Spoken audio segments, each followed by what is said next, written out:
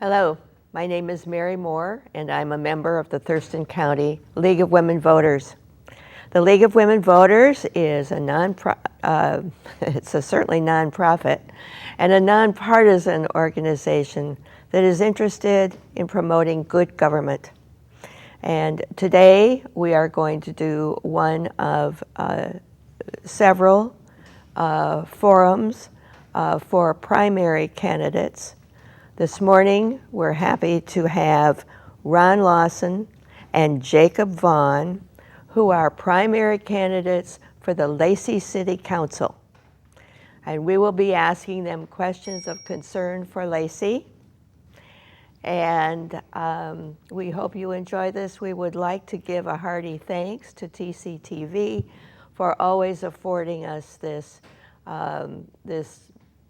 great support and ability to come to you via television.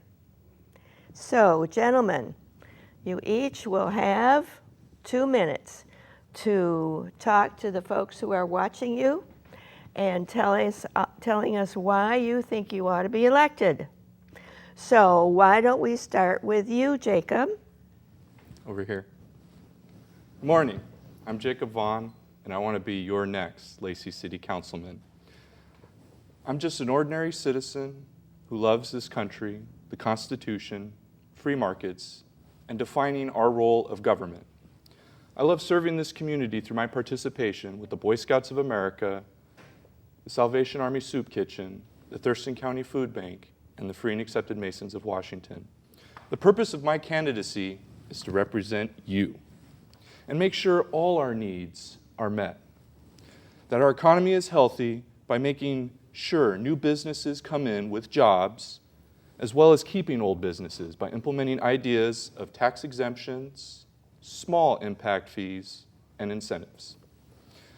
Keeping our environment safe is also another goal of mine, making sure that we have the environment that we need to raise our families in by implementing ideas of mixed zoning of commercial and residential, thereby enabling us to lower traffic congestion as well as lower pollution.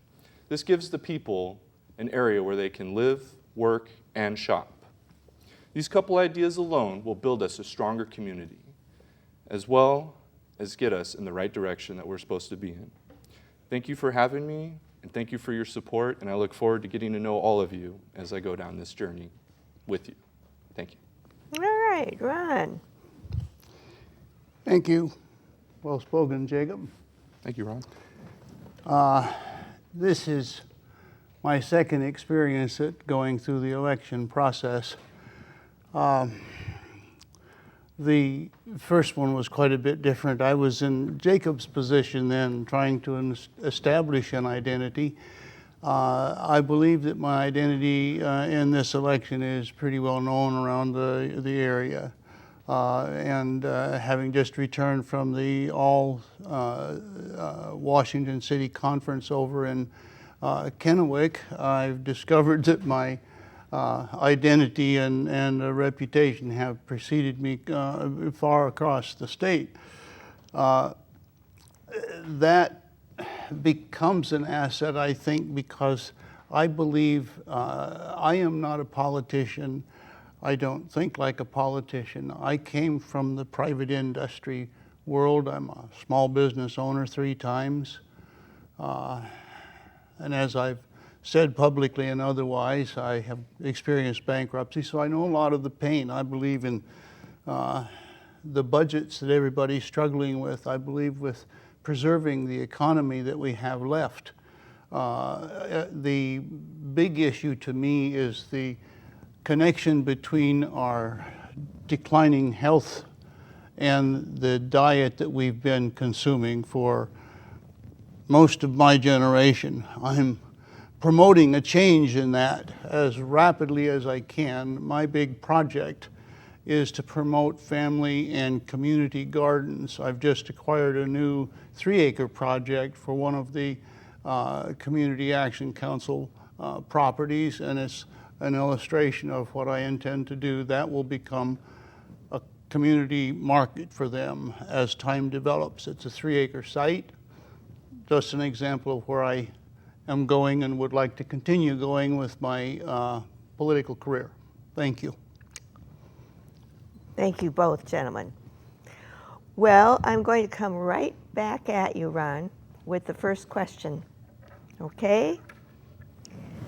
The City Council has some plans as to how the 20% vacancy in Woodland Place can be utilized.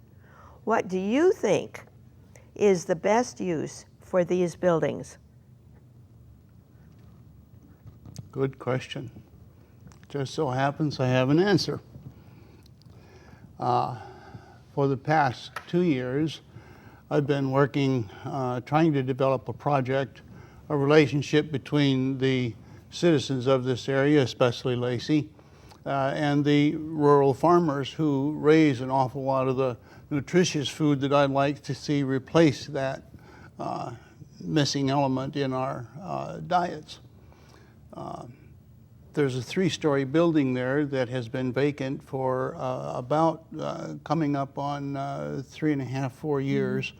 I used that as a target idea to develop the concept and work with the farmers over the 2 years. Have now shifted to another building over by the Lacey Post Office, where eventually there will be, in 2016, there will be a replica of the old train depot that was the only stopping point between Seattle and Point South. When you wanted to get off in Thurston County, Lacey was the destination. We're bringing that back. My food market, if it develops, and it could develop, there's a number of farmers who are interested, there in a 16,000 square foot building that has been vacant for a long time itself, and it's available for a very reasonable fee. Thank you. Thank you. Well, you have 1 minute to respond. Jacob, what do you think? Well, after going to the Planning Commission meeting where they brought up the Woodland District Plan, I'm a firm believer in agreeing with a lot of the ideas they brought there, and some of the ideas were mixed zoning, where we turn some of those buildings and refabricate them into affordable living spaces for people. So we continue onward with the plan of mixed zoning of commercial and residential, because South Puget Sound is actually putting a community college in that area, and that's going to really help the economy, is bringing students in that are now going to be needing jobs. And I feel that we need to bring in tax exemptions, incentives, and small impact fees for the developers to come in and vacate these buildings, because they're the ones that are going to be the ones that fork out the money to pay for everything. So we need to make it very friendly for them to come in and build affordable homes, bring in businesses, shops that are going to create jobs for those students that are going to need them as they go to school. But I think I'm really a firm believer in the Woodland District Plan. Thank you. Question number 2, and this time we'll start with you, Jacob. Okay. Okay, what role do you think Lacey should play in the Thurston Regional Planning Council's Regional Plan for Sustainable Development, currently being drafted? I feel the city of Lacey should play a big role in it. We should have a voice in that planning, because it's going to affect all of us. And we really need to make sure that our city, as well as our county, is headed in the right direction. We're going to double in our population size over the next 20 years, and with the fact that the military is dropping soldiers at a substantial rate, as well as the federal and state government are dropping employees, we're really going to need to be a part of the planning for the whole area to what direction we head in, and we're going to need to make sure we go in the right direction. So we are really going to need to have a seat at that table, as well as everybody else involved with the development of our area. Ron, what do you think? Will you repeat the question so I can get my focus for clarity? What role do you think Lacey should play in the Thurston Regional Planning Council's Regional Plan for Sustainable Development, which is currently being drafted?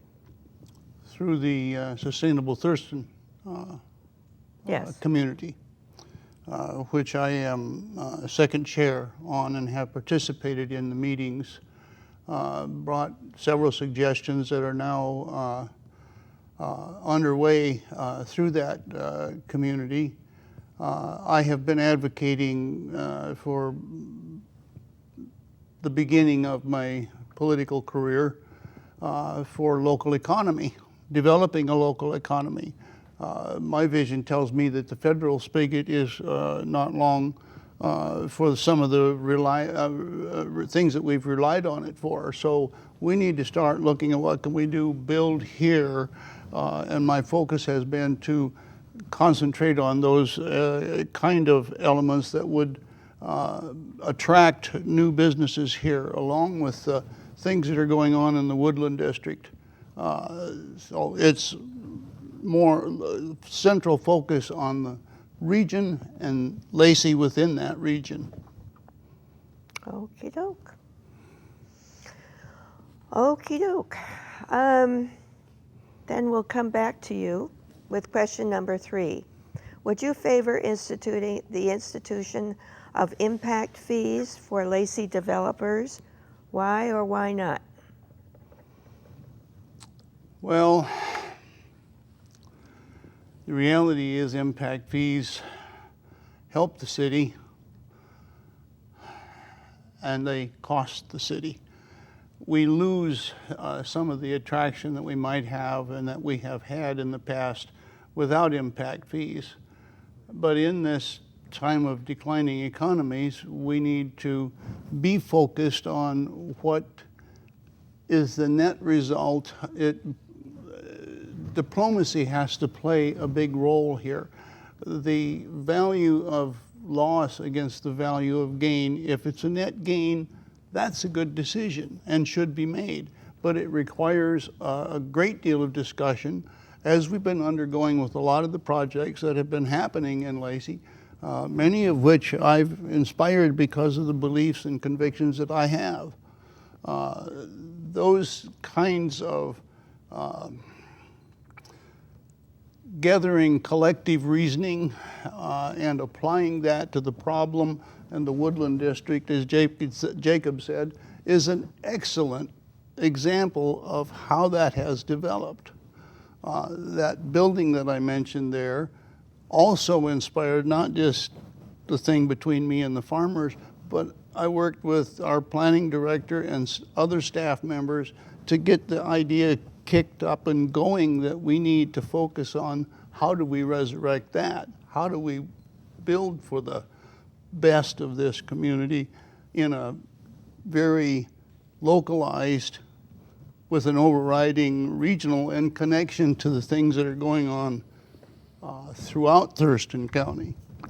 The memos of understanding that we have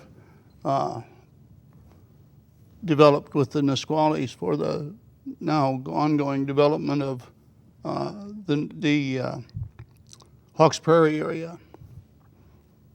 Big examples. Okay. All right.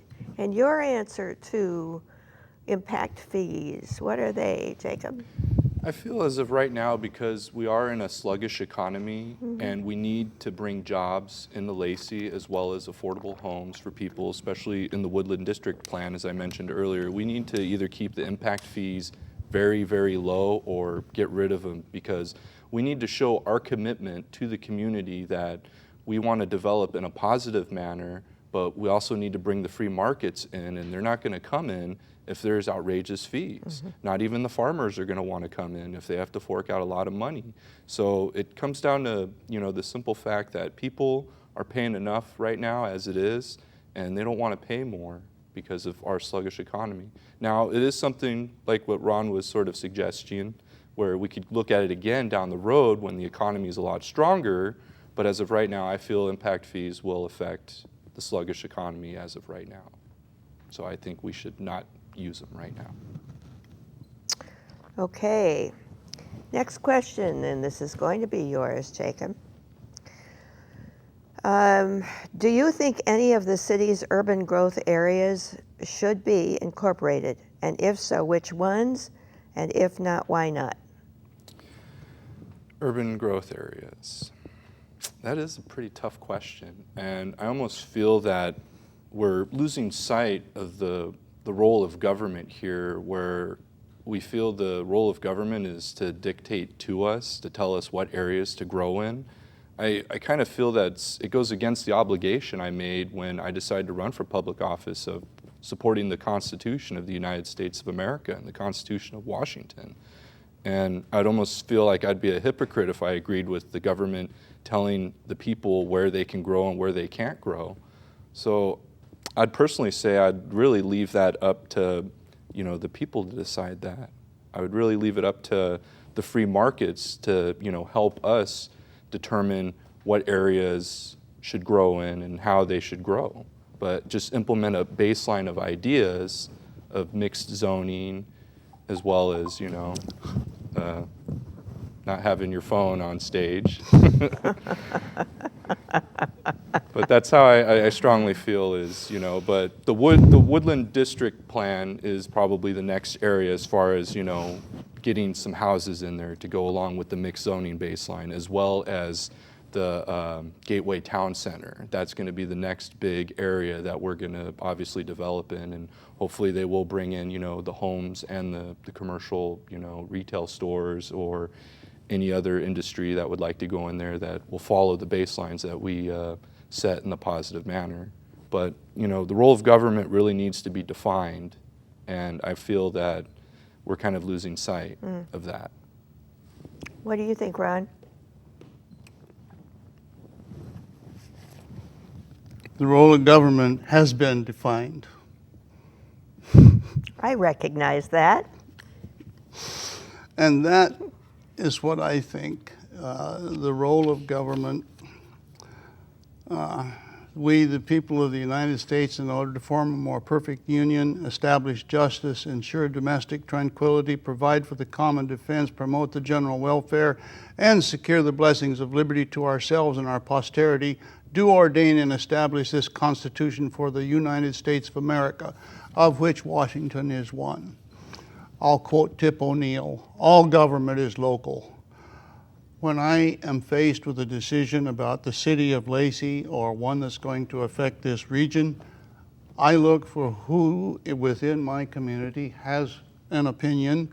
I haven't heard from Jacob of any of his opinions, or I probably have been had a little more relationship with him. So he's become a citizen with a voice that didn't have a voice. So I welcome this opportunity, and I apologize sincerely for this mistake of bringing my phone online. It's a common mistake. Worry not. All right. So, are you ready? Let us move. All right. What do you see as the specific pluses and minuses of JBLM population growth for Lacey, particularly as many troops come back from Afghanistan towards the end of the year? And how would you address those pluses and minuses? Boy, that is a blessing in disguise. We have to understand this is not a problem, it is an opportunity. The city of Lacey already has an 11-12% population that is military oriented, either retired or active duty, and their families. They choose to come here because this city is such a peaceable, lovely little town to live in. This asset has to be looked upon from the point of what their needs are. And as many studies in our relationship now with the Veterans Center in Tacoma that brings their vet bus there to the Lacey City Center. We blessed that as quickly as we found out they were willing to do it, so that now we are reaching out to these vets to come here and discuss with these folks, and while they're there, hopefully come over to City Hall and say hello to us. And we get some of them. There's a connection developing. I see these veterans around town in my travels and hear from them. And I visit with military families, especially now that we're campaigning. I'm going to be knocking on a lot of those doors, as Jacob already has been. I reserved that for a little different timing because some of these old body parts aren't going to take as much time on the street as they did 4 years ago, and I'm taking advantage of the fact that my reputation is going to help me a little bit in this campaign. But working with the veterans is intensely interesting to me. I'm a Navy veteran myself, proud of my service. When we stand up to say the Pledge of Allegiance at Lacey Council every Thursday night, every other Thursday night, I should say with a lot of grace and a lot of integrity, and I mean every word it says. Thank you. Jacob. The plus side is that they're coming home. I grew up in a military home. I actually currently work for the Department of the Army as a defense contractor, and it humbles me to serve the men and women the way I do, to help them train to do the job that they need to do. The minus side is they're coming back to a sluggish economy and not enough jobs. And it has been the baseline of my whole campaign that the young men and women, old as well, that have served this country and is still serving, that they come back to a safe environment with a strong economy and jobs, not just for them, but for their families. And I'd personally like to see, Lacey have an outreach program for our veterans, because PTSD has been a growing cause since war has existed, and we're just starting to now address it. And I'd personally like to see Lacey, as the economy gets better, develop programs for our veterans and their family members, because it's a team effort. And that's how I feel what the pluses and minuses are with the military. We're actually also the most highly densely populated military city in the state of Washington. Mm-hmm. Mm-hmm. Thank you. And now we have our final question. This has gone very quickly, hasn't it? We're behaving ourselves. Yes. You're doing a beautiful job. Thank you. All right. Well, last question. Good question, I think. Jacob, is the city's revenue sufficient to manage future growth? If not, what additional sources of revenue would you support? Oh, that's a really good question. No, is the answer. There is not enough revenue coming in. We are going to have to look at cutting our budget by any means necessary. We're going to have to bring all the department heads. We're going to have to discuss it at the table. It is a sad reality, but it is the reality of things. We're going to have to cut it because of shared sales, revenue tax, B&O tax. There's just not enough. We've had 5 companies leave Lacey over the last 5 years. And unless we bring in more business to create jobs and create more revenue, it's the domino effect. It's not just affecting us, it's also affecting the state and the federal level. And we're going to have to cut our budget, and we're also going to have to look at what can we do to prevent this from happening again by maintaining, like I said before, a business-friendly environment, as well as a safe environment, as well as also, tending towards the skill force that we have. We have a massive workforce coming in from the military, from the state employees, as well as from the government employees. And if we can just bring in the companies and the developers that will utilize that workforce, our community will grow even stronger than it is. But first things first is we're going to have to cut the budget, and it's a very sad thing to do. Especially someone like me who, when I was going to college, I had to live on a tight budget. Me and my wife barely made ends meet, but we survived, and as the economy got better, our life got better, and that's kind of what we're all going to have to do on the local level, on the state level, and the federal level. We're going to have to work with less and still produce an operation status. And one way we can bring business in to raise revenues is, like I said before, with tax exemptions, small impact fees, and incentives. I mean, a lot of people don't like to hear that, but it's the free markets that determine a healthy economy. The government can't snap their fingers and make jobs, no matter how much I wish they could. So that is what we're faced with right now. Okay, Stan?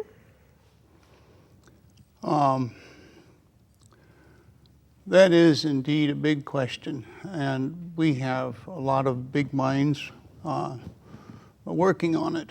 I don't by any stretch of the imagination want to tell anybody that I think mine is one of those big minds, but I'm a little bit below kind of pushing them to keep them going.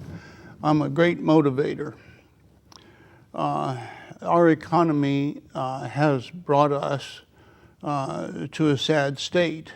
We recently had to put a deadline on a $1 million contract to keep our pavement of our streets all in 90% or better condition.